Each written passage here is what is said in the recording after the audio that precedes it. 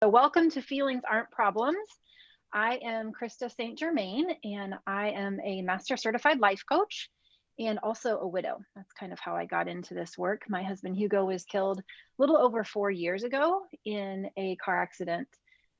He was hit while trying to change a tire on my car by a man that we later found out had meth and alcohol in his system. So it was a loss I didn't see coming, obviously threw me into my own grief experience. Not that losses that we see coming are worse or better than those that we don't, but definitely wasn't something I was prepared for. And initially I went to therapy. That was really helpful in terms of being able to come to terms with the loss and kind of unfurl myself from the fetal position. But ultimately what helped me the most was life coaching. And so that's what I do now is I work with women who are also widows and moms and help them figure out how to love life again. And one of my favorite parts of that is the feelings work. So that's the work that I'm excited to share with you today. And then also I will let her introduce herself, but Jamie, my co-host. Yes, I am Jamie Gallion. I live in Colorado. My family and I were served on the June 2019 IoH retreat in Asheville. My husband, Eric, was diagnosed with stage 4 colon cancer that January and passed in July. So we are now on the grief part of this journey. And I found Krista through Eric's cousin and have been doing thought work through her widowed mom's group since last November. Almost a year. I know, crazy. Where did the time go? Okay, so what we're going to do is walk you through a presentation on feelings. That's what we want to talk to you about because we're always going to have feelings about our loss, right? They may change over time as our thoughts about our loss change over time. But since we will always have feelings about loss, what we want to work with you today on is to consider that if we stopped thinking about feelings as problems and got good at feeling them instead, that we could have a different experience of feelings, both for us and for our children.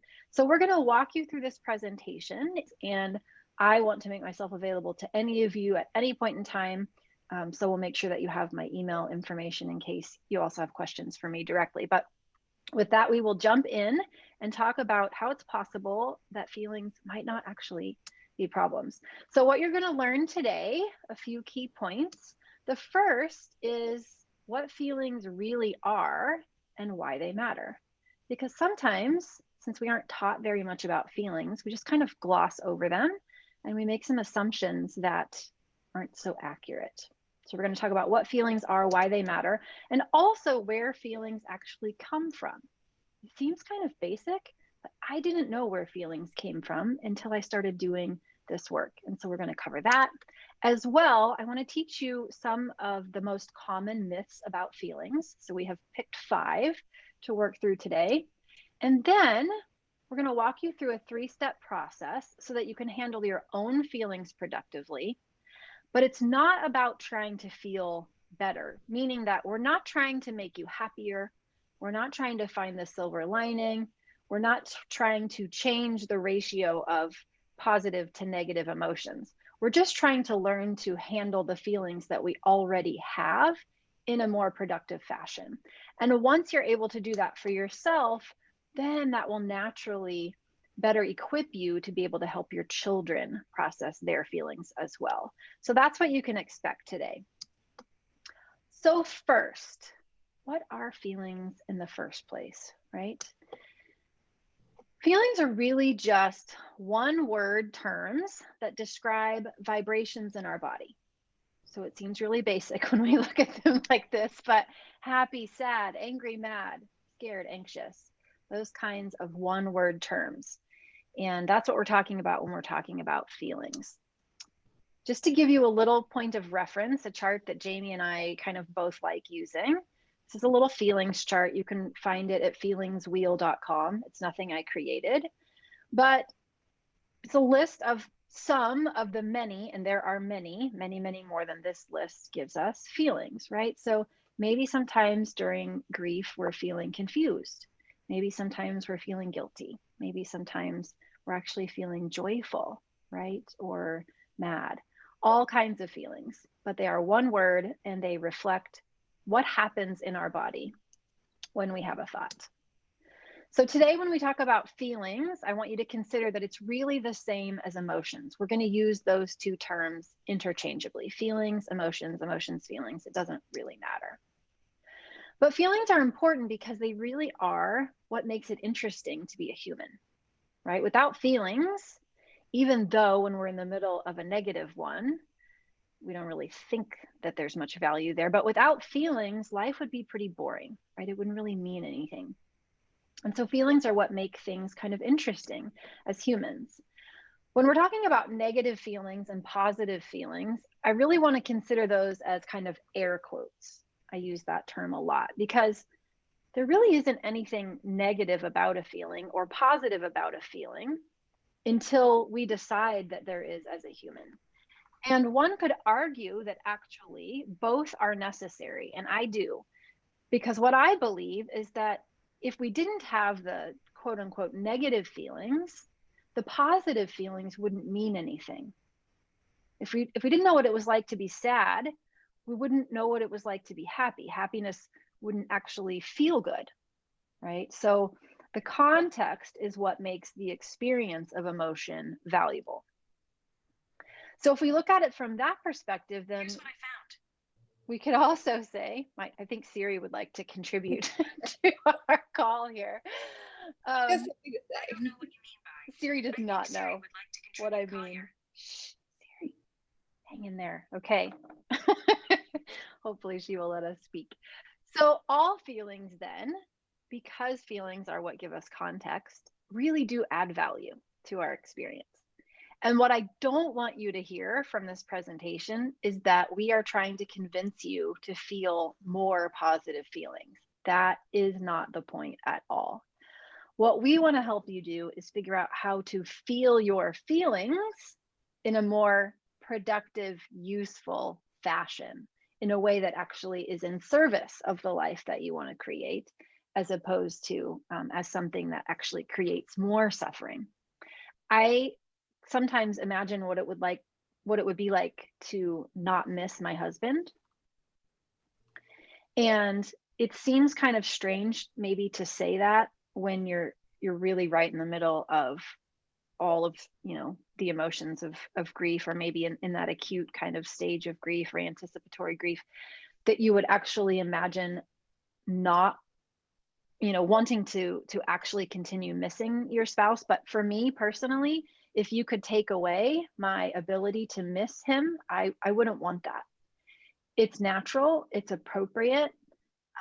My missing him is, to me, a sign that I loved him, and it feels good to me to miss him. Now, it's not something I want to define my life or to limit my life, but I believe that missing him is an important part of my experience with him and since his passing. Jamie, anything you want to add to that?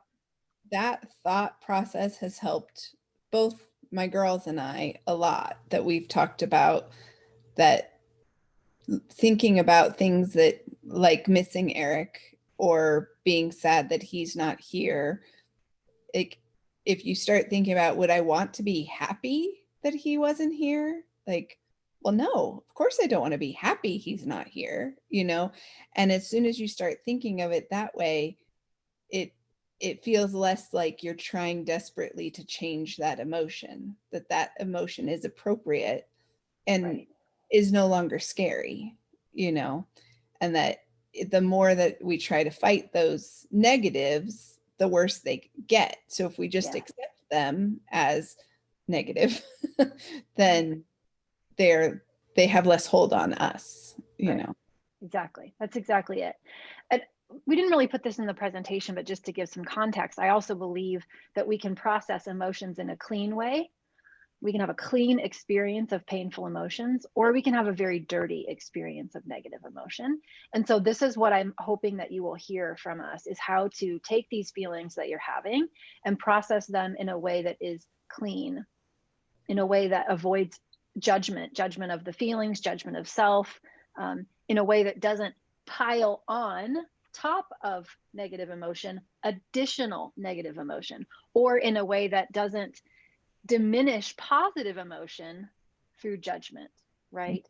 So if you're feeling joy, that you then don't judge your joy and make it mean something about your love for your person, and then experience guilt. Right? We can, when we learn to allow our feelings, we can do it in a clean way instead of adding unnecessary junk and dirt to the process. And about not forcing one or the other, not forcing positive when you're feeling, quote unquote positive, right. You're feeling negative, or vice versa, not forcing yourself to feel some negative because you feel guilty about the positive. Like, just accepting whatever emotion you have and processing it instead of forcing a new emotion on yourself. Right. Because we can make room for all of them when we know how. Perfect. Okay. So let's talk about, so that's what feelings are, right? They're just vibrations in the body, one word. And feelings come from thoughts. And this might be news. This was news to me, so this might be news to you. Feelings don't actually come from what happens to us. Feelings come from the thoughts that we have in our mind, what we make what happens to us mean. So this is important to know. Feelings start in our mind, and we experience them in our bodies, which is different from sensations. So let me give you an example, and then I'm going to explain sensations. So this is an example. So something happens in the world. In this case, a political candidate gives a speech, which we might be familiar with right now. Any particular political candidate, we shall not name names because it really is irrelevant, gives a speech. That happens. That is outside of us, right? We can't control that. It's something that happens in the world. That political candidate's speech does not make us feel anything until we have a thought about it. And here's why. One person might think about that political candidate, and I have presidential candidates in my mind, both of which are male. So one person might think, I love him, right? And that thought, that sentence, I love him, would then make that person feel excited. So one thought makes one person feel excited.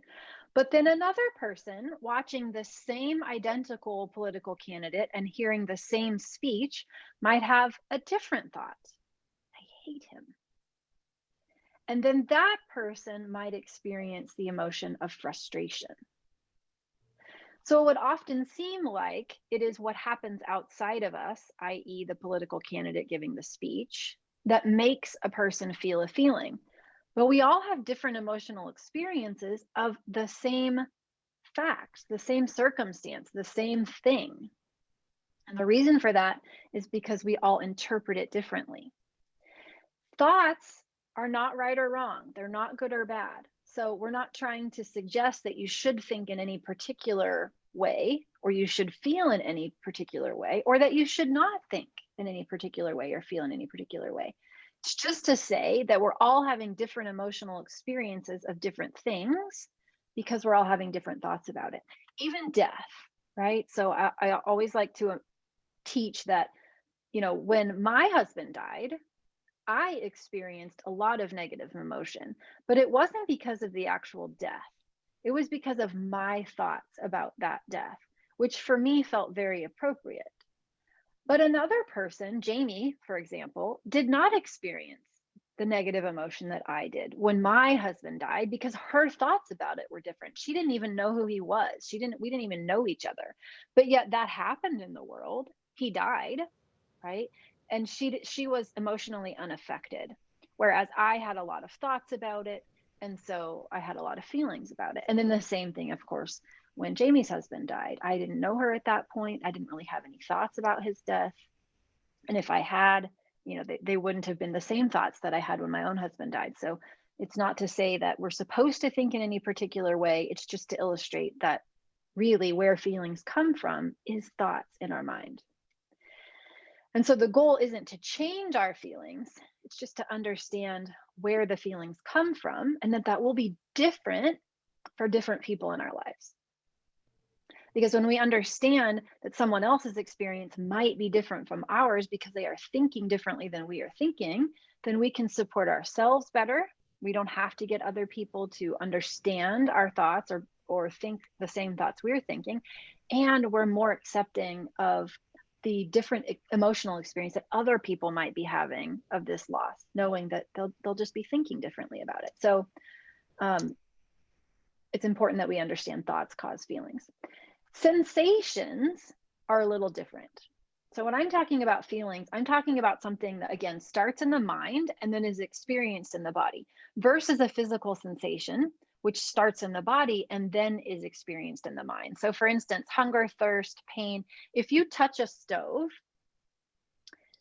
you will experience that sensation of heat first in your body, and then your body will send a message to your brain to remove your finger from the stove. That is a sensation. Sensations are not caused by thoughts. Sensations are things that happen in the body, and then we become aware of them in the brain, versus feelings, which start in the brain, and then we notice them in our body.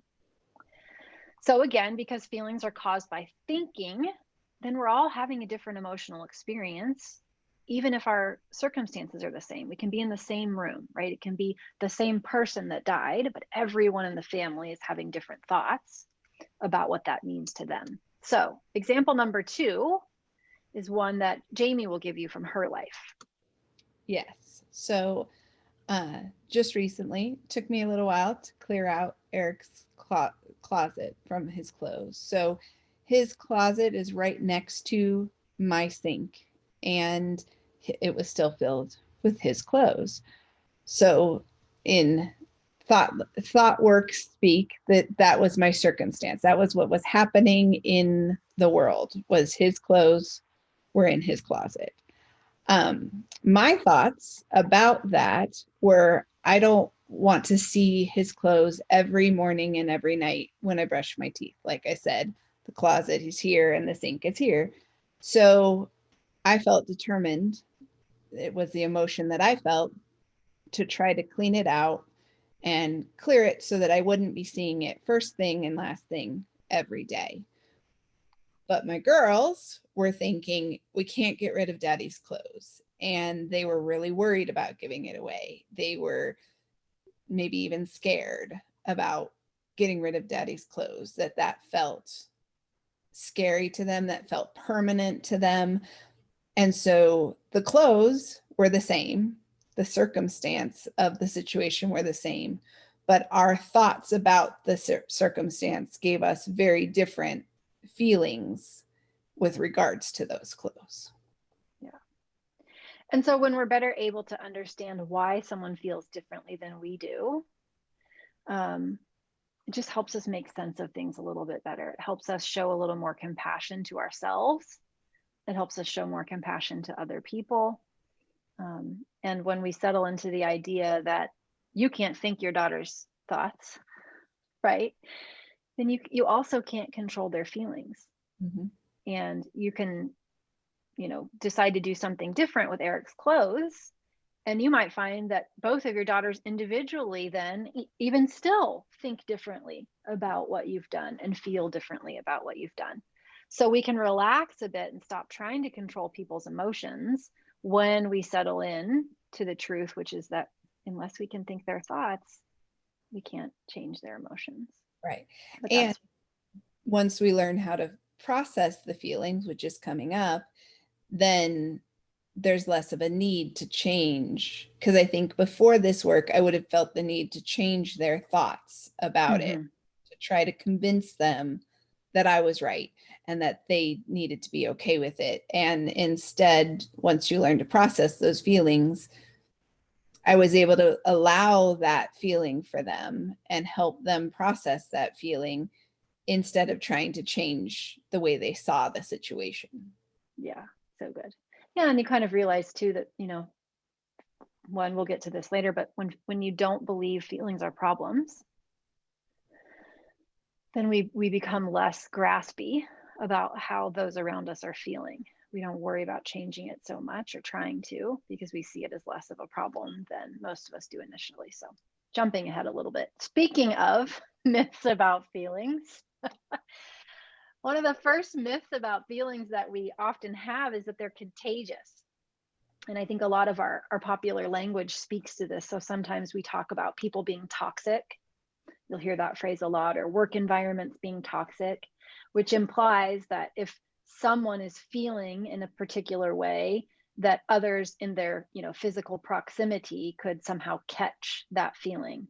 But feelings are not contagious. They are not a virus, right? They are caused by thoughts, and therefore can only be experienced by the person thinking those thoughts. So if everyone in the room is feeling sad, it's not because one person felt sad and then it carried, right? It's because everyone is individually thinking something that is generating the emotion of sad for them.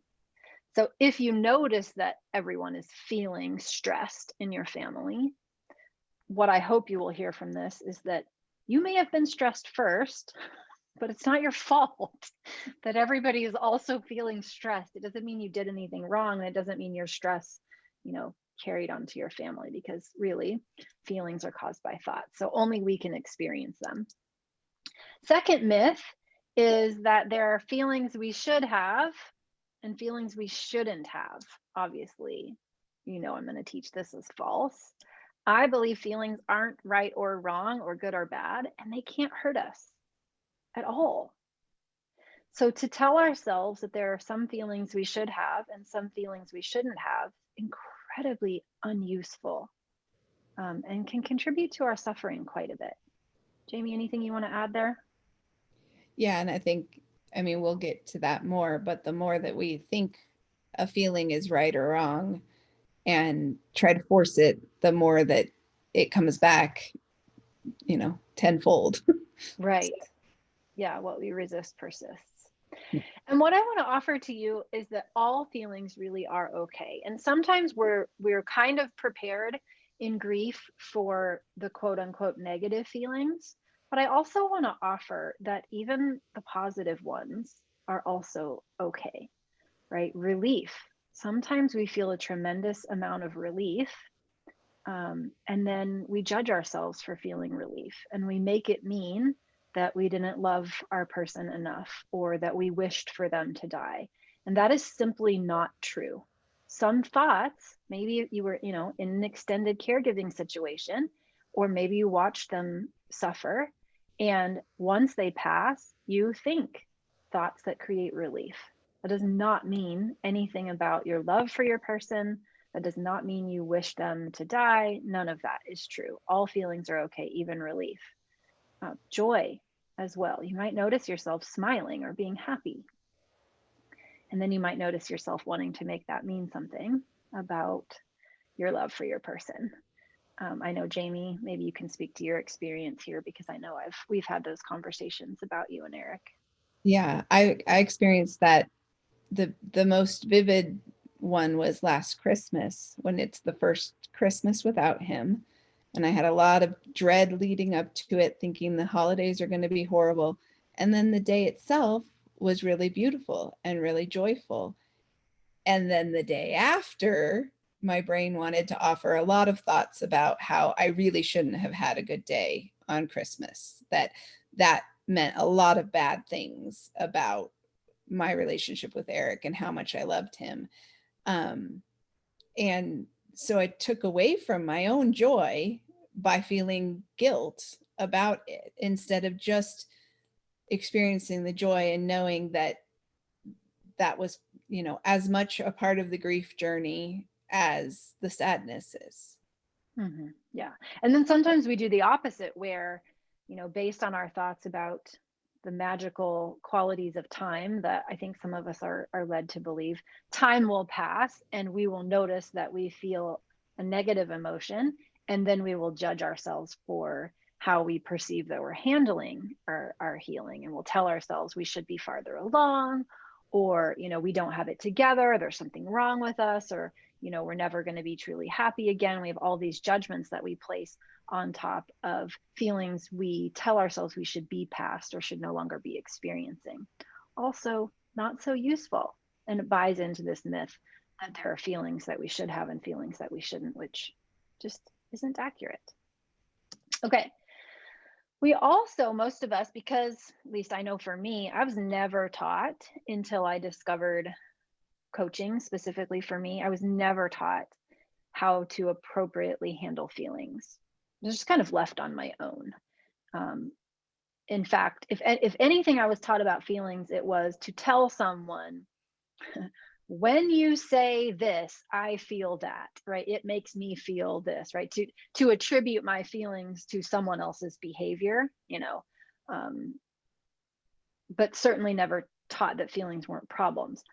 When we step back and we consider that feelings really are just vibrations in our body caused by chemicals that release after we have a thought, they are not problems. They are a valuable part of our human experience. And if we can reframe that for ourselves and see that even the ones that we associate, with terrible, awful situations in life still really aren't problems, then our experience of them will change. I believe that they are a natural part of being human. We want to have feelings. If we didn't have feelings, the ups and the downs, it would be weird. It would be a fairly boring experience, right? It would almost be kind of like, imagine just walking around being neutral all the time. You would never be happy. The birth of a child or a grandchild or, something that you want to celebrate, it wouldn't feel like anything. And we have to have the negative to be able to experience the positive. So all of it's part of our being human.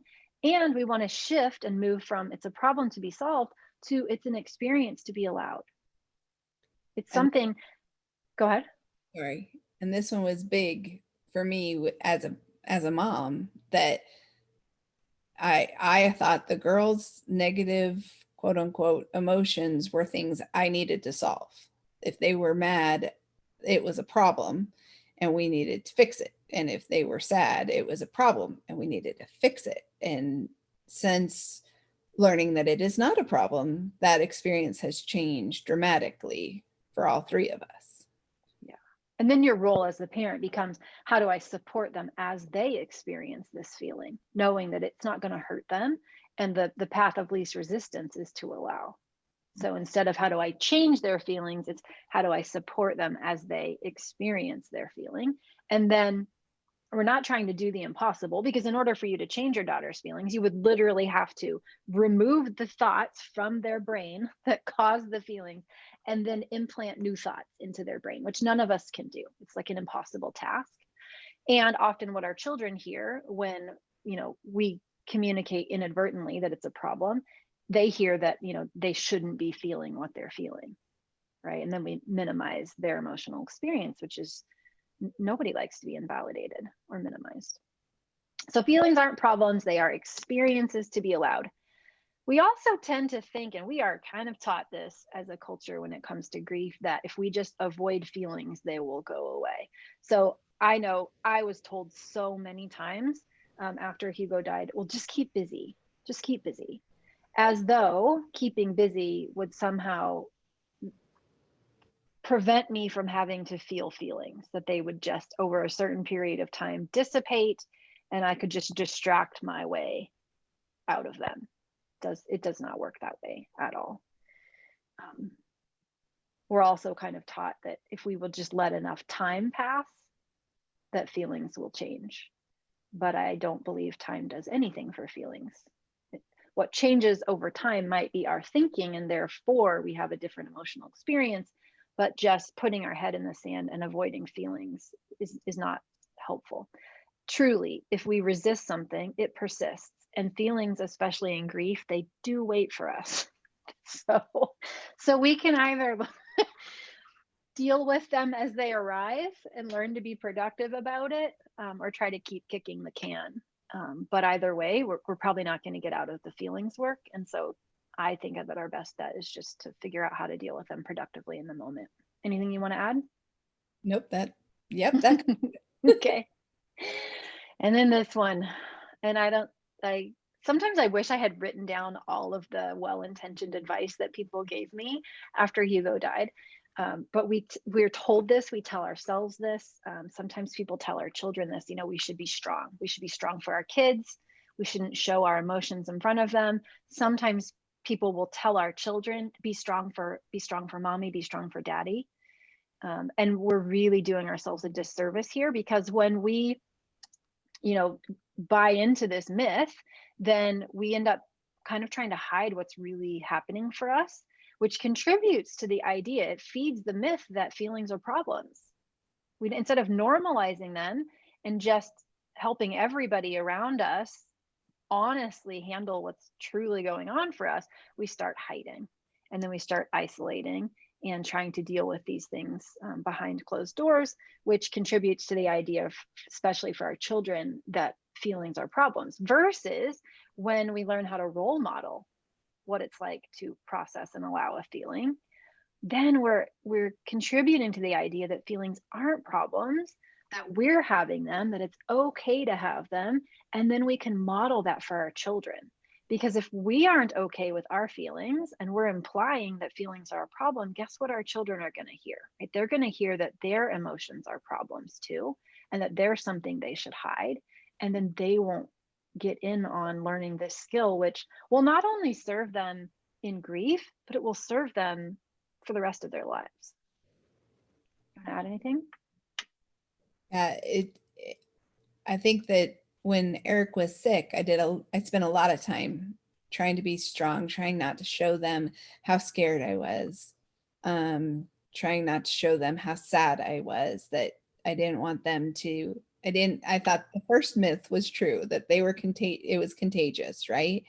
And since then, I've realized how much it helps them, even though it might initially give them thoughts that it's scary that mommy is sad, or that it is, a problem, that now they see me, joyful, sad, angry, frustrated, whatever it is, and can see that it's okay.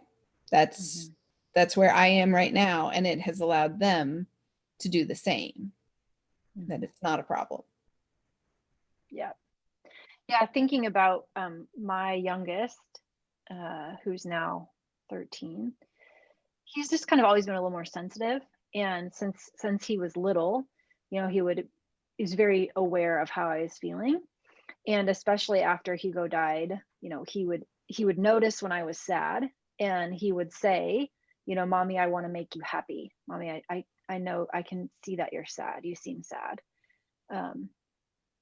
And so, to normalize that for him, I did a lot of, buddy, whose job is it to make mommy happy, right? Because I would teach him this, right? It's not your job. You can't do it.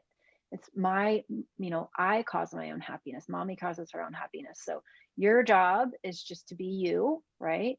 And my job is to make me happy. It is not your job. And it's okay when we're not feeling happy. We don't have to feel happy all the time, right? And teaching him, because he really did think, there was something he could do to create my happiness, and was perhaps responsible for my sadness, which is just not a useful message for kids at all. Okay. So there are kind of 3 common responses that most of us default to because we're not taught any better.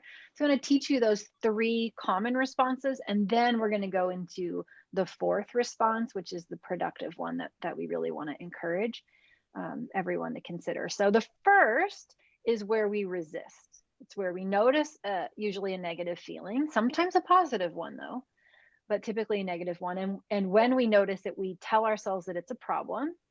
Often we judge it or judge ourselves for having it. We tell ourselves we shouldn't feel the way that we feel. So maybe it's a negative emotion, but maybe it's joy, and we're telling ourselves we shouldn't be joyful. If it's negative, sometimes we end up trying to find a silver lining, or we tell ourselves we should be grateful, and we start kind of willfully trying to find gratitude, but we really are just resisting the actual emotion that we've noticed. And we're trying to cover it up with something else or replace it with something else. So I like to imagine that when we're in resistance, it's kind of like having a beach ball in the water. And we're taking that beach ball, and if you've ever done this before, you know what this is like, and we're trying to shove it under the water. which we can do for short periods of time, but it's a lot of work and it takes a lot of energy. And we don't have an infinite amount of energy or willpower. So we can only do it for so long. So just like shoving a beach ball underwater eventually has the beach ball popping up, right? Because we add energy to it and we eventually run out of our ability to hold it. And that beach ball comes up and it can, smack us in the face. And what we resist then really is persisting.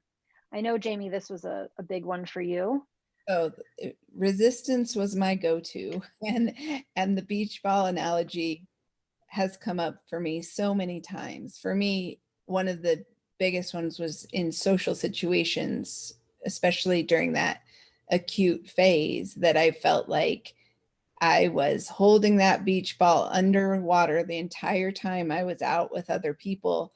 And at some point I lost it, and it came up and smacked me in the face in a huge way. And I would, basically run for it, right? Like I'd be at a get together and I'd be like, all of a sudden I was done. And I headed to the car and I sobbed the whole way home. Even though I wasn't feeling that way when I got there, it was because I was trying so hard to hold that beach ball underwater and be in an emotional state that I wasn't naturally in. So that analogy has helped me greatly to see how resistance works. Yeah. And it makes complete sense that if we're socialized to believe that feelings are problems, then when we notice them, we're going to want to get away from them. Right. And it's just not always a productive thing to do. So then second, when we notice an emotion, often we react and we really don't even think consciously. We just let the emotion fuel our actions, our behaviors. So an example is that, if we feel angry, we might yell. Now, neither one of these are like the only option, right? So this is what we want to help you understand, is that we can still notice the emotions and not let them fuel our behavior, but also not resist them, and then also not do, the third one, which is to avoid or numb. And when it comes to avoiding or numbing, it usually happens with what I call the overs, and that shows up differently for different people. But often when we're trying to get away from an emotion, we will distract ourselves with a behavior and we will overdo something. So maybe we suddenly start overworking, right? We throw ourselves into a project.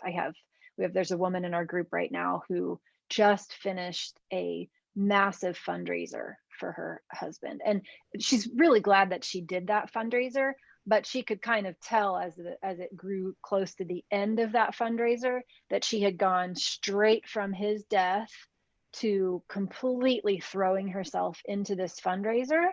And because it was really done to excess, she wasn't really able to do the feelings part of things, because this was how she was getting out of it, was just to busy herself away from those feelings. Some of us turn to food and we eat for comfort. We eat to get away from those emotions. We might turn to alcohol. We might spend, shop. I did a lot of shopping after Hugo died. Like Amazon all of a sudden was the answer to a lot of the feelings I was having. Sometimes we sleep a lot more than our body actually needs, because it's just in our mind a way to not feel so awful is just to go to bed.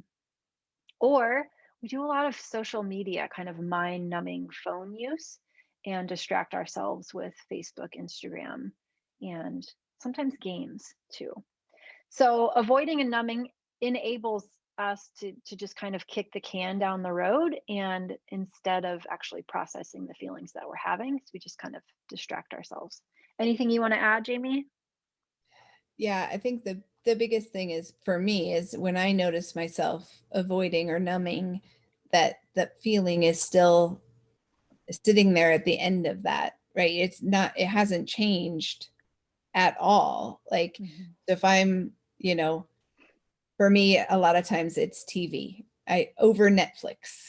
And so I might have an emotion that I'm not willing to feel, I turn on the TV. When I turn off the TV, that feeling is still there. It hasn't gone anywhere. It hasn't lessened. It hasn't changed. It's just right where it was when I turned on the TV. Mm-hmm. So it doesn't move us forward at all to avoid it. Right. And the avoiding and numbing that is most concerning is the kind that creates some sort of a consequence in life that we don't want, right? So that we can actually avoid in a very healthy way. And dual process theory of grief teaches us this, that we can oscillate, and it's useful to our brain to oscillate back and forth between doing the quote unquote work of grief and finding a distraction from it. So please don't hear us say that you should never watch Netflix or do anything of fun and you should only feel your feelings all the time, because that's that's not what we're saying at all. You actually do want to find respite for yourself from all of the feelings that you're having, but do it intentionally, consciously, purposefully. So, try to find activities that it's very different when you're planning in advance, and you're investing in self-care through a hobby or intentional watching of Netflix, right? Which is so much different than all of a sudden you look up at the clock and hours have gone by and you haven't been present in your life accidentally because you were trying to get away from a feeling. So that's what I'm talking about here. I'm all in for any sort of healthy avoidance that gives your brain some respite from all of the work that we associate with grief. But let's do it on purpose as opposed to just not having coping skills and turning to behaviors to avoid or numb, which is different. Okay, so the fourth one, which is what we're going to spend a little bit more time focusing on here, is how to actually allow and process feelings, right? And that comes with the foundation that they aren't problems to be solved, they are just experiences to be allowed. And when we know that and we open up to them and let them flow through us, we have a completely different experience. We don't need to resist or react or avoid, because now we have a way to handle them appropriately. So this is what I call the now process. I like acronyms because they help me remember things. So I call this the now process, or how to feel better now. Now, again, I don't mean how to feel a different emotion. I don't mean how to go from sad to happy. I mean how to look at the emotion that you're feeling right now and feel it, allow it, process it, so that you get through it to the other side. It's not about feeling a different emotion, it's about feeling better the emotion you're already feeling. I know it will be a little bit counterintuitive, and I know it will be a little bit awkward. And I don't think most of my clients love me when I make them start with the feelings work. I don't know how you thought about it, Jamie, but I just want to offer that it is awkward and it is counterintuitive, and I embrace that, and I hope that you will too. So here's how it works. So the N in now stands for name it. And that just means, give it a word. This is anger, this is sadness, this is guilt, this is despair, this is hopelessness, whatever it is for you, name it. And really, I'm even less interested. This is probably the part that I am least interested in you doing with, great specificity, because as long as you're recognizing that it is an emotion, there's value even in that, right? Oh, I'm feeling something. Even if you aren't able to give it a name, but you just recognize that you're having a feeling, that is also useful. So name it or notice it is fine. Then the O in now stands for open. Open up to it. And this is probably the most counterintuitive part, because since none of us have really ever had any experience allowing our feelings, and since we're socialized to believe that they are a problem, our natural inclination is to want to get away, right? And the primitive part of our brain that for as long as we've existed has, believed and kept us in survival mode by avoiding our pain, right? Seek pleasure, avoid pain, be efficient. That's the wiring of our primitive brain. Everything in our being will want to get away from this emotion. So we have to know that we're programmed in that way, and then actually choose to open up to it. So we say yes. If you notice your shoulders are pulling away or you're coming down, it really does mean open your body up to it, right? Breathe it in. I know this idea of being a screen instead of a dam has helped Jamie. I'll let her talk about that, but it really is just a vibration in your body. And so when you say yes to it, you're going to be able to process it faster. Jamie, do you want to talk about being a screen instead of a dam? Yeah, it's apparently, analogies help me a lot.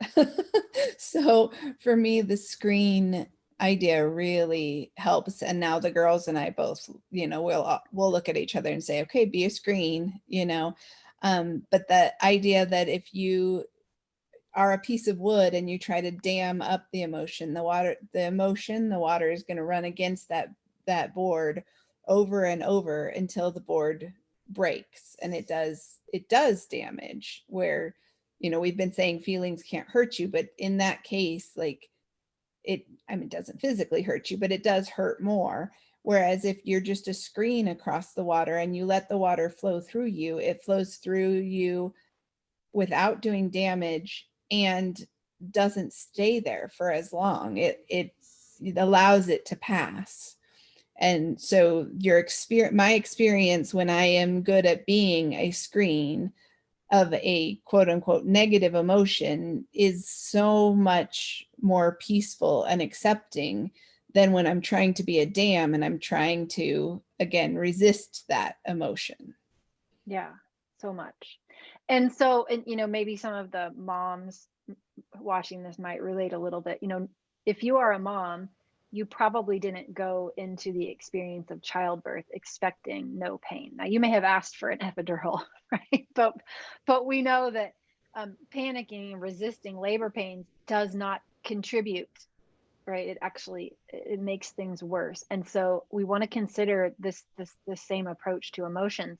Nobody ever suggested, feelings are easy, ever. But when we can open up to them and allow them to be what they are easier, right? Because we are not in resistance and we are not adding fuel to the fire through resistance. So we want to just open up to whatever that feeling is. And then the W in now is to witness. So we want to witness the experience in our body, remembering that thoughts cause feelings, and feelings are really just the chemical experience that we have. Once we have a thought, our brain releases some chemicals, and then we notice those chemicals in our body. So we want to kind of go almost a little bit out of body, if you will. We're kind of trying to witness what we are experiencing in our body as objectively as possible. So instead of continuing to think about the feeling or think about the thoughts causing the feeling, we're really just going to the body and noticing the experience of the feeling in the body. So where is it?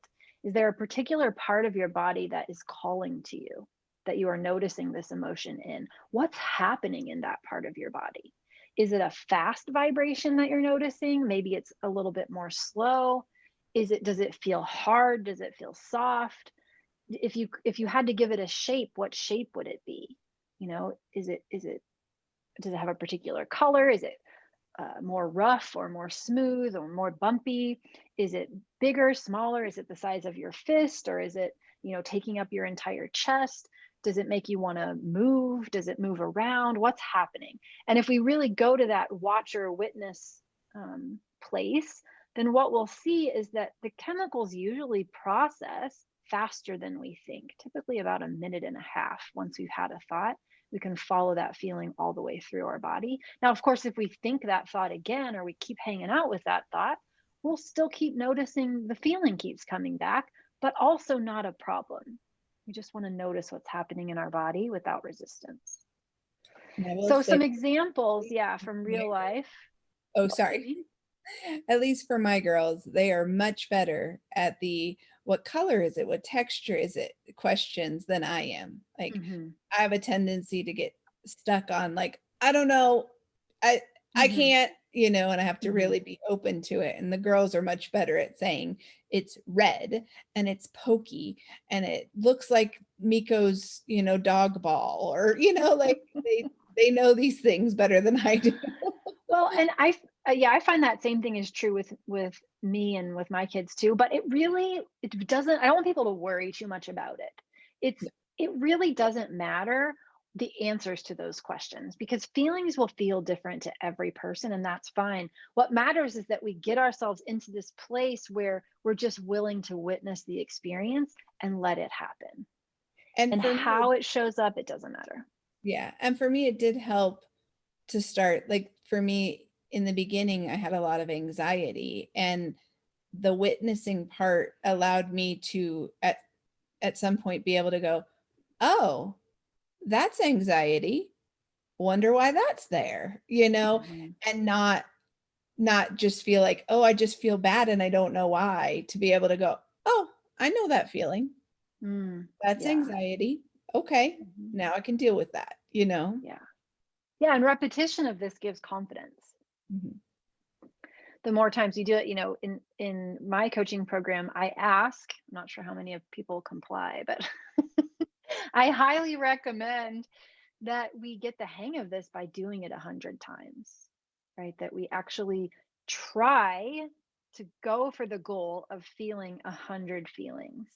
Because when we do that, our relationship with feelings change. It's so much easier to not believe they're problems when we have experience under our belt of hanging out with the feeling for a minute and a half and supporting ourselves through it, and then we realize, oh wow, actually I didn't go down a black hole and never come out. Because that's what a lot of us think, right? If I allow myself to feel angry, I'll just scream. No, actually, when you don't allow yourself to feel angry, that's when you're more likely to scream, right? When you don't allow yourself to feel the feeling, that's when you circle down the toilet and go into the black hole. But when you get some confidence that you can have a feeling, it may not love it, but it's not going to take you anywhere terrible. And if you just tune into what's happening in your body and you stop saying no to it, then feelings won't be that big of a deal anymore. And when they're not that big of a deal for you anymore, you can help them not be that big of a deal for your children anymore. Yeah. So, Jamie, I know we had talked about what happened when Alex came home from school. I'm going to tell that story. Oh, yes. So, Alex is a freshman this year. She's been doing remote learning, but she went to an in-person art club, and she called me and said, it's a disaster. You need to pick me up.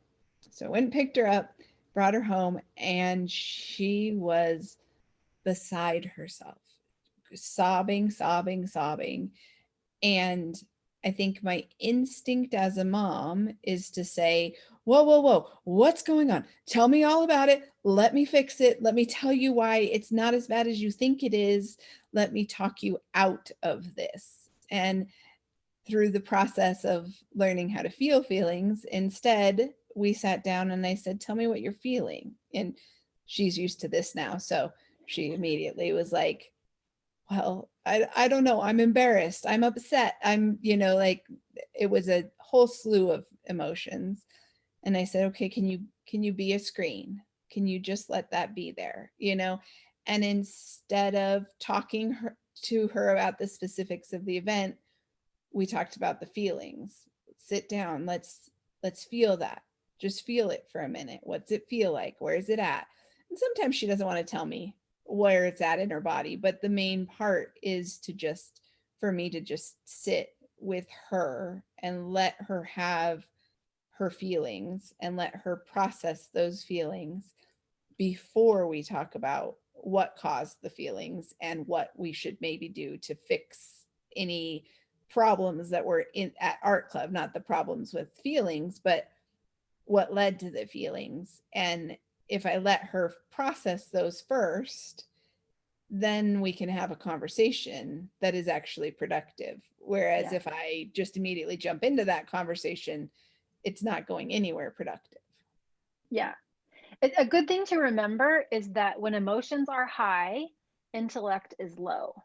Mhm. It's very difficult for all of us to think clearly when our emotions are high. We just don't have access to be able to process. So whether it's our own emotions or our children's emotions, our best bet is to get them grounded and back in their body, right? And processing what's actually happening in their body and in touch with that. And then later from that place, we can have a conversation about what's happening. Yeah. Not with the intention of changing the feelings, though, to your point. Yeah. And then an example for how this has worked for me and for my kids, when Carson started middle school, he was quite anxious about it. It was about a year after Hugo died. And he was the night before, and we were laying in his bed, and he was really upset. And we had gone and practiced how to walk around the school and find his locker. And I mean, we'd done this a lot. So I kind of saw the anxiety building with him, but the night before it was pretty bad. And so instead of trying to change it and say, you don't feel anxious, we've already gone and walked around a million times and there's nothing to be afraid of and you can totally handle it. I didn't try to change any of his feelings, but what helped him was when I just asked him to describe what he was feeling in his body. What is this feeling that you're having? And I remember it was like it was like a purple octagon. Something is very specific that he got to, just like you said, Jamie, your girls are very specific. He's very specific. And so we just talked about what it would be like, that probably lots of other kids were feeling anxious about starting middle school too. And what would it be like to just take that, purple fuzzy octagon, or however he described it, and just carry it with us in the backpack tomorrow? Like, could we just do that? And maybe, if we thought about it that way, it wouldn't seem like such a big deal. And so again, it's making peace with what we're feeling as opposed to trying to change what we're feeling, and doing that by describing what's happening in the body. So my recommendation for you is that you give this a shot for yourself first, and let it, use the goal that I use with my clients is set a target of how many feelings you want to allow. Because then what will happen is that when you notice the feeling, it's easier to switch your brain from alert, alert, abort, abort, problem, problem, to, oh, here it is. Here's one. This is my opportunity to figure this out for myself. And then we start to have a different, experience of feelings when we notice them. We start to associate them more with opportunities and less with problems. And so if it's not 100, fine, but pick a number. And I challenge you to actually try to hit that number. How many feelings can you collect? You can even, if you'd like, create a little jar for yourself. I had one of my clients, she used Legos, and she took an empty glass and a bunch of Legos. And every time she felt a feeling, she allowed it to be there, and she followed the now process. She would put a Lego in the glass. And then she watched, and it, for her, was kind of symbolic of, the things that you build and her relationship with her kids and so on with Legos. So practice it yourself first, and then you can walk your children through it, because you will have some confidence and skill around it. So again, when we stop thinking of feelings as problems and we start thinking of them as experiences to be allowed, then we can model the philosophy for others. All right. So these are some phrases you may notice you tell yourself. You may notice you are inclined to tell your kids. You may notice other people are telling them to you. And again, it's not right or wrong. It's not good or bad, but I want to draw your attention to them so that you consider thoughtfully what they might be creating for you and for those that you love. So don't feel angry. Again, this thought is based on the idea that there are feelings that we should and shouldn't have, right? So when we tell ourselves we shouldn't feel any emotion, I just picked angry, but we could put any emotion in there. Don't feel relief, don't feel joy, don't feel guilt, don't feel, happy. We're really telling ourselves that there are some feelings that are good and some feelings that are bad. You'll feel better soon assumes that time is going to change our emotional experience. But if thoughts cause feelings, then unless we think differently, we aren't going to be feeling any differently. And it also assumes, again, that feelings are problems and that we should try to feel better. Maybe that doesn't really serve us. See a lot of forced gratitude in grief, that we should feel grateful. And I see us comparing our loss to the losses of other people and comparing our lives to the lives of other people. So unuseful, in my opinion. if you want to be grateful, I'm all in on finding reasons to be grateful. But do it because you want to be grateful. Don't do it because you are telling yourself you should be grateful. Because usually when we're thinking a thought with the word should in it, we start feeling resistance and we start feeling obligated, and it doesn't actually feel all that great, even though it seems like it might be a noble thought. Jamie, if you want to jump in on any of these, feel free. Be strong. Again, I'm going to advocate be who you are. Feel as you feel. Whatever is going on for you, you get to choose who you want to share it with. But whatever feeling you're feeling is fine. It's okay. It's a part of your life experience, and that's valuable. So no need to fake it. Certainly not for your kids. You get to decide who you want to bring in on your emotional experience, but it doesn't have to come from a phony place. Keeping busy, again, assumes that time will change our emotions, and it doesn't. And again, it assumes that emotions are bad. They wouldn't want you to be sad. People say these things, and we say these things often because we're not bought in on the idea that feelings are problems, and we don't know how to let other people have their own feelings. So naturally, we want to change the emotional experience of another. We don't understand how to feel good when somebody else feels bad. So we try to make them feel good because we think that's the answer to us feeling good. But it's entirely possible that we can have someone with us, a child, anyone, and they can feel whatever it is that's real for them, sad, angry. It isn't contagious. It's not going to rub off on us, and it's not a problem. So we can each have our own emotional experiences and just witness the other person's, and it's such a more enjoyable experience that way. You're young, they're in a better place, it was God's plan, all of these things. Again, take what works for you, try on a thought and see how it feels. And if it feels good to you, keep it. But know that different thoughts feel differently to different people. And so if a thought that someone offers you or that you notice in your own mind doesn't feel good to you, just because it might be what you were socialized to believe, or what your religion taught, or it might sound noble. It might even be things that lots of people would agree on. If it doesn't make you feel good, you don't have to keep thinking it. Thoughts will show up in our mind, and we don't have to keep thinking them just because they show up. People will say things to us, and we don't have to keep thinking them if they don't feel good to us, right?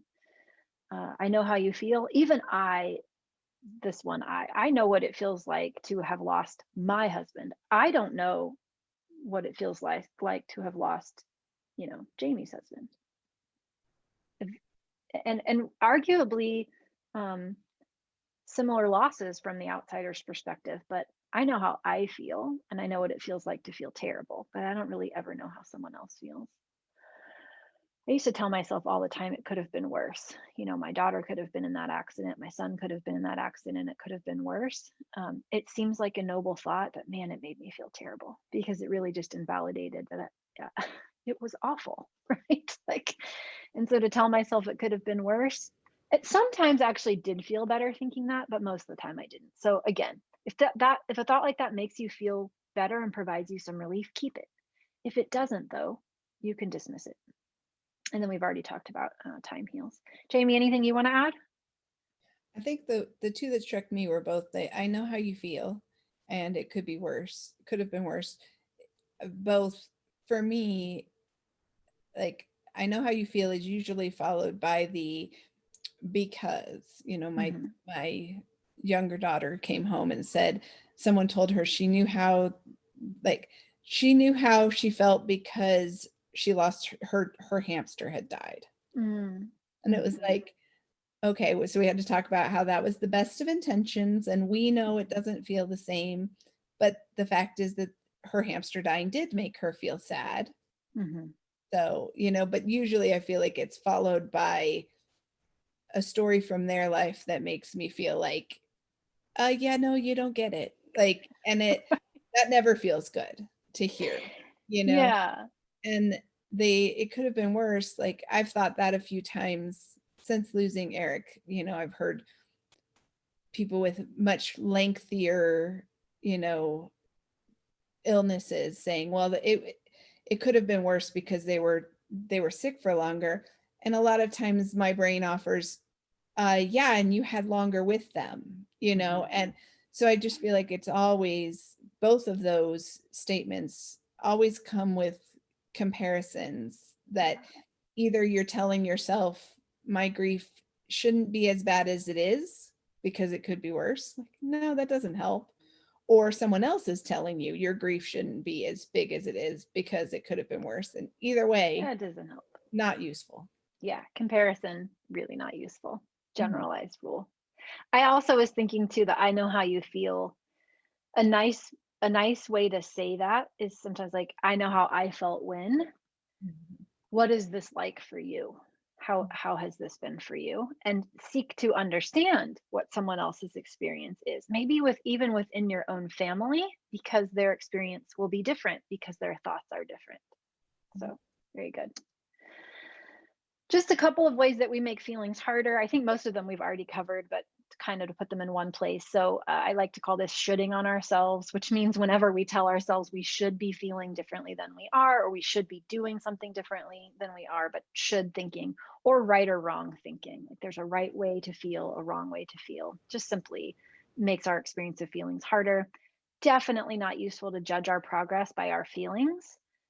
It really just isn't. If we can just accept that all feelings are okay, and it might be 5 years from now, and all of a sudden you're going to notice that little grief tsunami that you didn't expect, and there's no benefit to judging yourself for it, because sometimes that's just the way of it. Then of course, when we resist or avoid our feelings unintentionally, right? Sometimes I think it's okay to do it intentionally, again, to take a break, but to do it time and time again without intention doesn't usually serve us. Trying to appear strong, hiding our feelings, making happier the new goal. A lot of times I see this when we learn that our thoughts cause our feelings, and we just tell ourselves, oh, I'll just never think anything that doesn't make me feel happy again. And that's not the point of it, right? We're not trying to not have a human experience anymore. That's not helpful. And then judging our feelings as wrong or inappropriate, again, also not useful. And then assuming that death means we can't feel connected. Kind of threw this one in here at the last minute, but I just want to offer to you that connection is a feeling, and just like all the others, it's caused by our thoughts. So we can always, just through the way that we think, feel connected to anyone. And I know a lot of us do this with people who are living without thinking about it. Maybe it's someone you went to college with and they live across the country and you don't talk to them very often, but when you think of them, you feel connected. It really doesn't have anything to do with how much time we spend with them, as much as it has to do with how we think about them. And just to give an example from my life here, because it helped me so much, and maybe it will help you. I was, and Jamie's heard this story, we have a cabin in Colorado, at Taylor Reservoir, and it was at the cabin, and it was a couple of years ago after Hugo had died, and he loved it there, and I mean, it was just his favorite place to be. He's my just the Rockies in general. But so we're at the cabin, and my daughter and I were sitting in the main living room. We were looking outside at the mountains because it's right in the valley there. And I was telling her that I wished Hugo could be there with us. And she kind of looked at me like teenagers look at their mothers sometimes. But she said, Mama, he is here. And it was so matter of fact in her mind that it hit me that I was feeling completely disconnected to him. And here's I don't know, at the time, was she 14 maybe? She's feeling completely connected. And the only difference was that she was thinking that he was with us and I was thinking that he wasn't. And so I'm not saying you have to think that your person is with you. You can think whatever you want, but I want you to know that if you want to feel connected, that is available to you based on the way that you choose to think. Is there anything you want to add to that? Yeah, you and I have talked about it before, that I felt the same. I felt like it's the difference between waiting to see the signs that he's still here versus believing he's still here, and then suddenly the signs are everywhere. And that when Eric passed, I spent a lot of time thinking, I don't feel him here, and I don't see him here, and I don't, he's clearly not here. And as soon as I realized that that was within my control to think otherwise, and I started choosing to believe he was here, then I saw him everywhere in songs that played, in the sunsets. I remember washing the dishes and seeing a sunset and feeling so overwhelmed with the feeling that he was right there, And the real difference was, before, I was asking my brain to look for all the evidence that he wasn't there. And instead, I switched to asking my brain to find all the evidence that he is here. And it made all the difference in the world. Yeah. Yep. Love it. Okay. Summary here a little bit, just to remember. So feelings are not problems to be solved. They are experiences to be allowed. All of them are okay. None of them can hurt us or our children. If we can learn to allow them to just flow through us, we suffer less and the feelings pass faster. And the goal is not to think happy thoughts or to feel more positive emotions and less negative emotions. The goal is just to embrace that emotions are part of our human experience and get better at allowing and processing them. If there's anything I can do to answer any questions later, I'm happy to do so. You can all email me at krista@coachingwithkrista.com. And it's been a lot of fun. All right. Thank you. Thank you.